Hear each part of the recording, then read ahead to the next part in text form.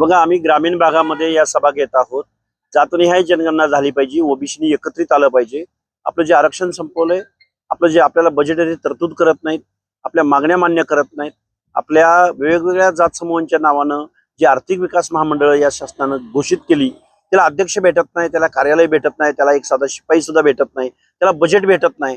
पण जरांगेंनी आंदोलन जाहीर केलं की त्यांना 750 कोटी रुपयांची घोषणा होते, त्यातले 150 कोटी रुपये लगेच त्यांना वर्ग होतात. म्हणजे ओबीसीच्या बाबतीमध्ये जो दुजाभाव या महाराष्ट्र शासनाच्या माध्यमातून होतोय, त्या बाबतीमध्ये आम्ही ओबीसी बांधवांना जागृत करत आहोत. आणि जातनिहाय जनगणना झाली पाहिजे यासाठी आम्ही 100 सभा घ्यायचं नियोजन केलेलं आहे. त्यामधल्या आता जवळजवळ 7-8 सभा झालेल्या आहेत. आज आम्ही देऊळगाव राजा तालुक्यामध्ये आहोत. काल आम्ही सिंदखेड राजा तालुक्यामध्ये होतो आणि उद्या आम्ही सोलापूरला आहोत.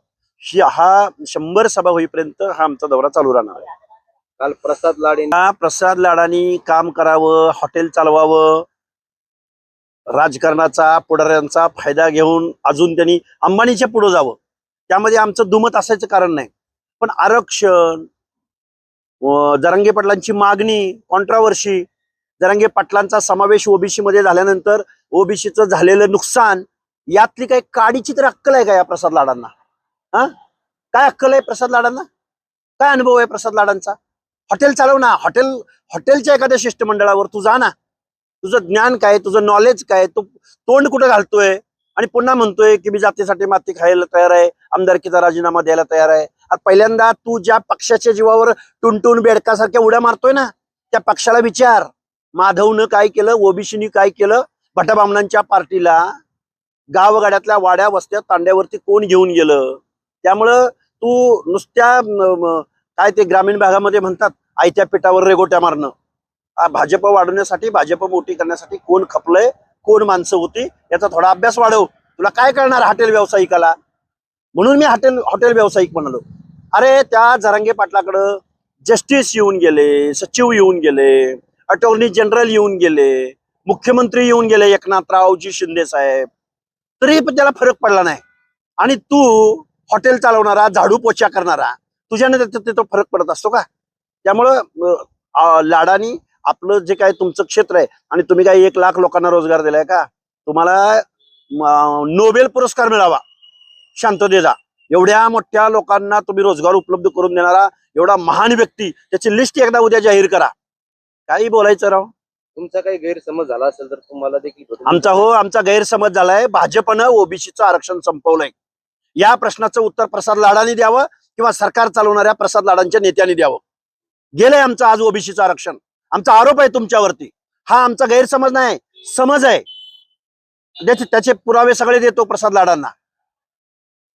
जरांगे पाटील असं म्हणले काल की जेव्हा मंडल आयोग लागू झाला तेव्हा लोकसंख्या ओबीसीची कमी होती, मग मात्र 1954 ला अचानकपणे 60% कशी ओबीसी झाली?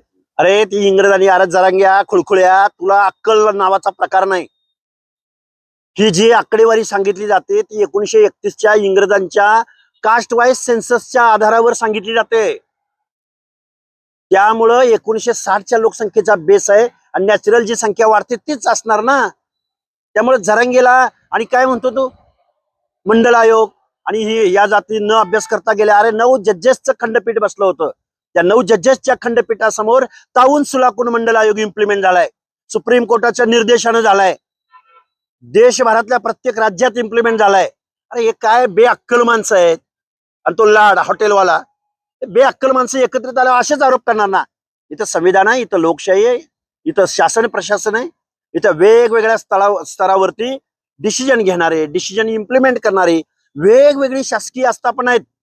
मनोज जरांगे आयमाई काढणारा मुख्यमंत्र्याची, नेत्यांना आयमाईवरून बोलणारा, हे काय यांच्याकडून अपेक्षित करायचंय? आम्ही चाललोय. महाराष्ट्रातला ओबीसी आम्हाला एकत्र करायचा आहे, भटक्या विमुक्त जाती जमातीला एकत्र करायचा आहे.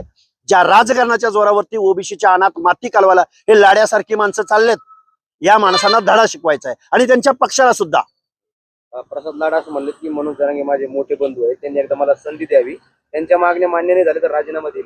कोण? अरे पहिला राजीनामा तू दे. तुला जातीचं काम करायचंय ना, तुला ओबीसीच्या अनाथ माती कालवायची आहे ना. ओबीसीच्या दारात तुमचा पक्ष मत मागायला जाईल का? त्यामुळे पहिला राजीनामा दे, मग जातीची काय काशी करायची ती कर. तू आमच्या मतावर तुझा पक्ष सत्तेत येणार, तो पक्ष तुला आमदार करणार आणि तू पुढं पुढे येऊन चोदेगिरी करणार का? त्यामुळं आम्ही आमची भाषा अजून आम्ही संयमात बोलतो. अजून आम्ही लोकशाहीमध्ये जी भाषा अपेक्षित आहे त्या भाषेत बोलतोय.